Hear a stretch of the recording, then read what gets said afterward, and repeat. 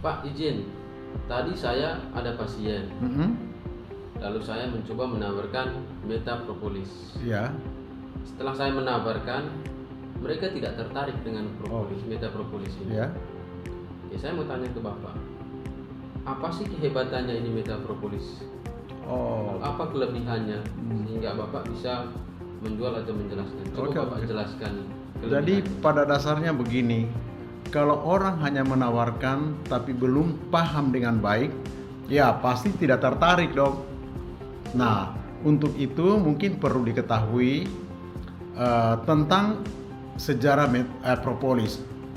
Bapak tahu bahwa propolis itu dikonsumsi umat manusia di bumi sejak 300 tahun sebelum Masehi, dan itu menjadi produk legenda dunia. Nah, produk ini harusnya orang tahu semua, tapi karena terlalu banyak pilihan sehingga bukan tertarik, menjadi ragu dengan itu propolis. Nah, singkat cerita, bagaimana caranya membedakan propolis yang baik dan yang mungkin tidak baik? Hanya satu yang membedakannya, penelitian. Nah, hari ini tadi kita di HWA ini kan mulai ada produk propolis nih setelah 17 tahun kita jalan.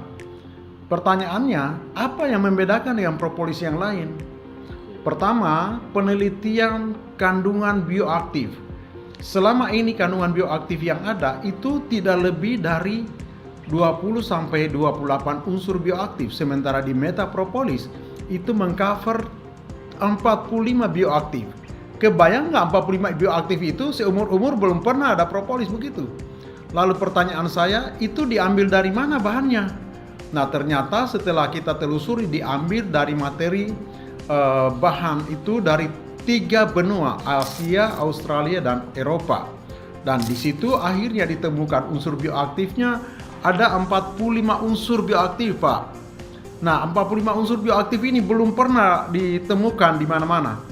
Kedua, dilakukan penelitian lanjutan untuk meningkatkan hasilnya mengenai kandungan rata-rata propolis, polifenol, dan flavonoid. Ternyata polifenol dari Metapro itu 79,84 mg per gram, sementara yang lain hanya 15 sampai 35 mg per gram.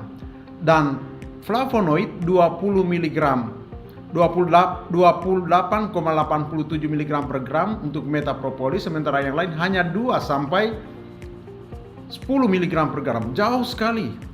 Lalu dibandingkan pula dengan makanan-makanan yang punya flavonoid seperti nanas, wortel, dan semuanya, termasuk kacang kedelai, dan juga kacang kedelai hanya 5.000 dia punya flavonoid, sementara metapropolis 10.000. Nah, ini sangat-sangat tinggi dibanding yang lain. Penelitian lanjutan salah satu yang paling menarik adalah di metapropolis ini memiliki kandungan gingeting. Dari 45 unsur itu ada kandungan namanya gingeting. Gingeting ini disetarakan dengan obat gula namanya akarbose. Setelah diteliti bahwa gingeting mampu mengendalikan dengan cara kerjanya menghambat alfa glukosid agar karbohidrat tidak dipecah menjadi gula, sama dengan alfa akarbose mengendalikan 96%, sementara Metapro mengendalikan 94,50%.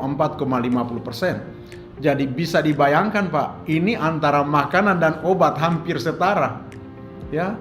Jadi dari unsur ini maka menjadikan metapropolis sangat jauh berbeda dengan propolis yang lain yang ada. Itu sebabnya kalau kita menjual, tidak usah menjual. Jelaskanlah unsur penting yang ada di dalam sebuah produk itu agar orang memahami perbedaannya.